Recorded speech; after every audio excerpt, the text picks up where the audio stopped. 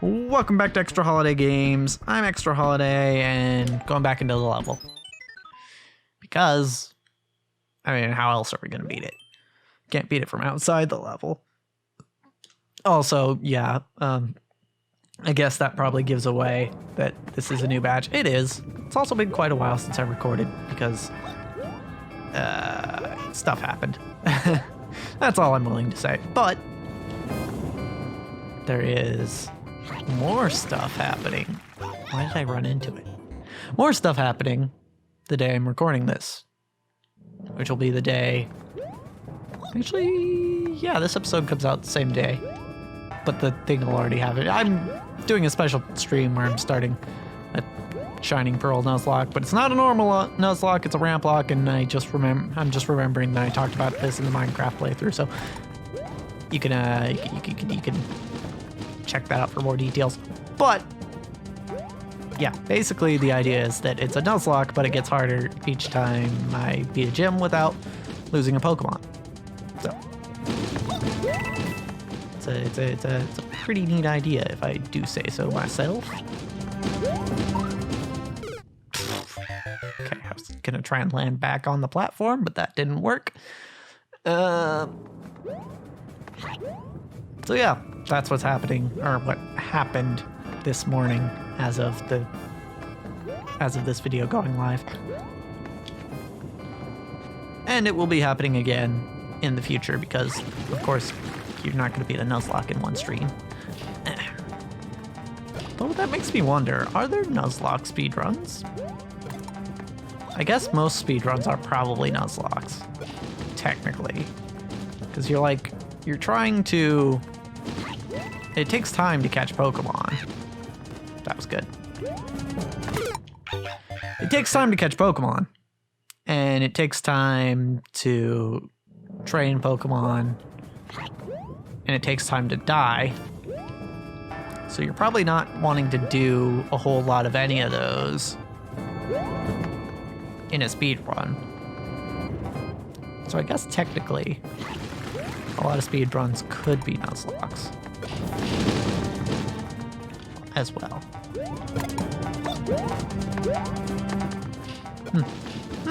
Never really thought about that, but it just occurred to me.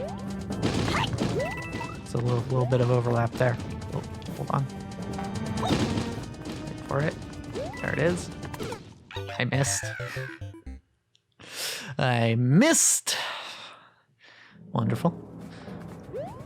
Yes. What a wonderful time.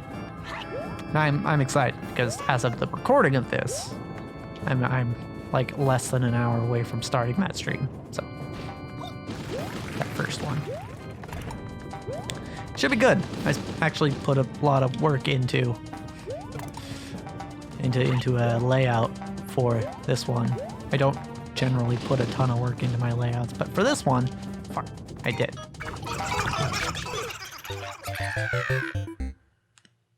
And I think it looks pretty neat. So hopefully you all see it and you all like it. And you're like, oh man, that's a really good layout. I'm glad. It was definitely worth all the time you put into it. Otherwise, I'll be like, oh man, it wasn't worth it. And maybe I won't put as much effort in next time. Probably won't. It actually didn't take that long. It only took me like, oh, I just realized something I forgot to do, but I guess I'll have to fix that next time because I don't have time to do that now. Yeah, there is. It only took me 2 or 3 hours to make it. Which is pretty not bad, I think.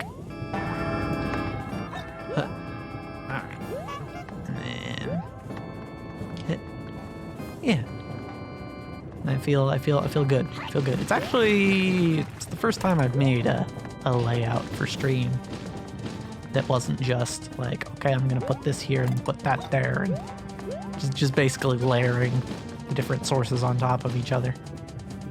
And of course there is that here too, because I can't put the capture card into Illustrator or anything.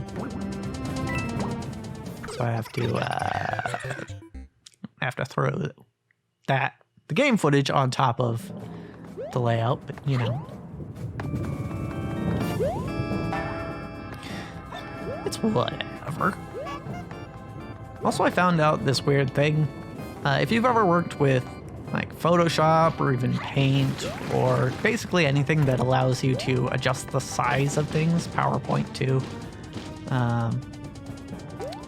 that it allows you to adjust the size of like a shape or something, or a picture or something, you know, like that. Usually, the shortcut for doing so is Shift, or for doing a specific thing.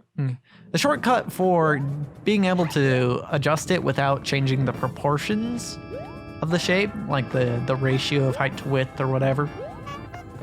Usually the shortcut for that is Shift. Like you hold Shift while you're dragging the corner that you're using to adjust the size of the thing.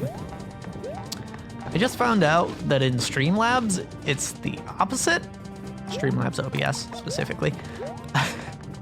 It's like by default, it keeps the proportions. And if you hold Shift, that allows you to squish or stretch it in whatever way you want. And that's, I guess it kind of makes sense because most of the time you're dealing with, you know, pre-made assets that you're putting on your stream. Like, for example, my layout that I made in Illustrator, and I just, you know, exported it as a picture, just a regular old JPEG, and then I plopped it into Streamlabs. However, I guess that's really what they expect you to do, I think. Oh god. Okay, I actually made it across, but I didn't manage to drop the spring in time. Yeah, I guess they expect you to be like to be basically handling things where you don't need to adjust, you know, stretch them in any way or squish them. So I guess it kind of makes sense that the default would be to keep the proportions, especially when you're dealing with, like, you know, a video capture or something, or like game footage, because stretching that is just kind of weird. Not that people don't do it, but usually they do it to some sort of comedic effect, you know?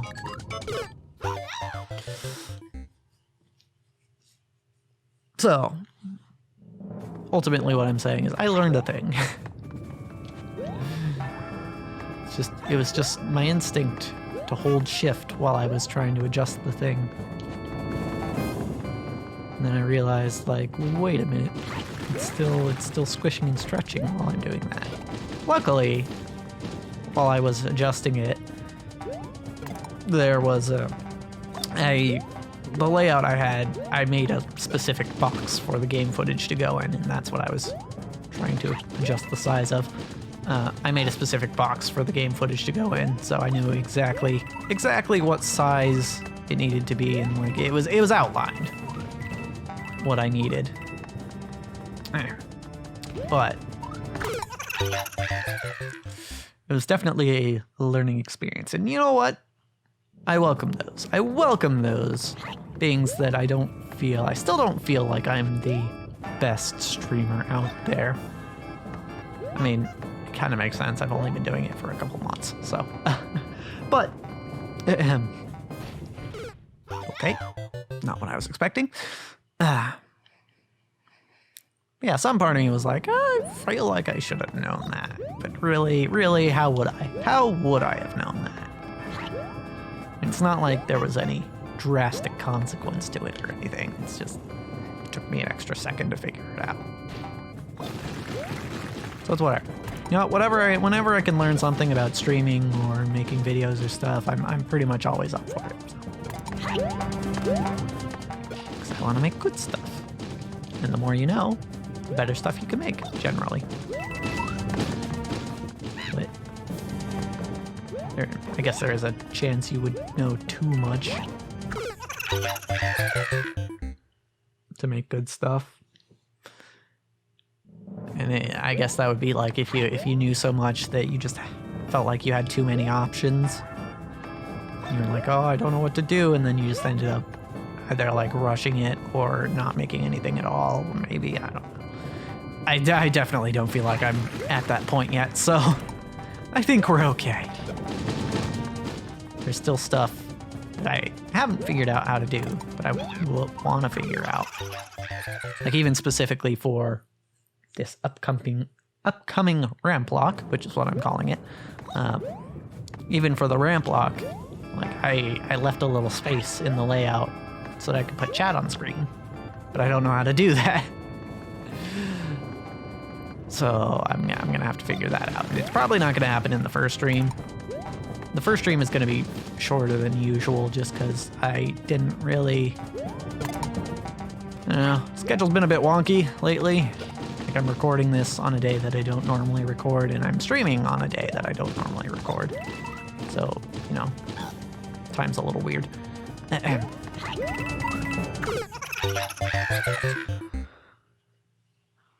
But yeah, there's I'll figure it out eventually. You know.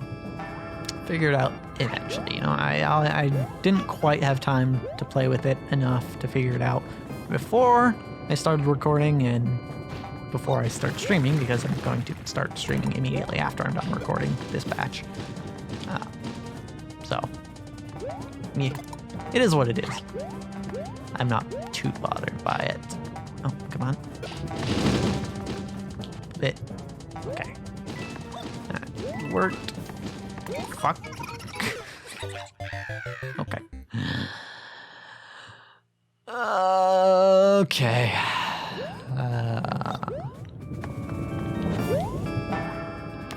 Specifically, well, not really specifically, but I'm not focusing on this level. And it's generally not an impediment to me. The reason I wasn't focusing on it is because I'm just excited for stream. You know, it's you know, the 4th gen remakes for Pokemon are things that, you know, I'm sure that I'll enjoy, and I think that I'll probably enjoy streaming it too.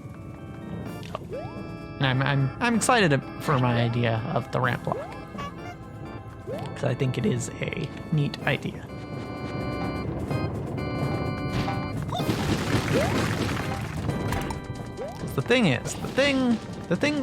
One of the things I didn't necessarily like about my previous Nuzlocke that I did on this channel specifically, one of the things I didn't like was that it kind of felt too easy at certain points, specifically near the beginning. So I did a similar thing in that one, and I added some rules partway through. But I think going in with the shoot, what's the term? Why can't I think of the term? Intent. The intent of adding rules under certain conditions, I think that makes for a more interesting thing, you know? It's like, it basically should ensure, it's my hope that it should ensure that it's never too easy. Because again, Pokemon games nowadays, they're not terribly difficult. So, you know, adding something to make them a little harder could be a welcome change of pace, and that's basically what the Nuzlocke challenge is for. But even a Nuzlocke can be too easy if you don't have the right set of rules. So I added more rules. Also, one thing I feel really good about is that I've watched a lot of Nuzlocks, and there's a lot of the times where I felt like, man, I wonder what's in their box or what Pokemon have died already. But it wasn't on screen, so I couldn't tell. I have a spot on screen for those, so that anyone who's just popping into the stream can see, like, oh, these are his party Pokemon, these are what he has in the box, these are These are the Pokemon that have died, so that they can basically catch up to speed immediately upon opening the stream. I think that's the neat little unique touch that I have, that I've added, that is particularly helpful to anyone trying to watch the stream. And maybe we'll have people trying to watch the stream next time. But as for this episode, that's a wrap.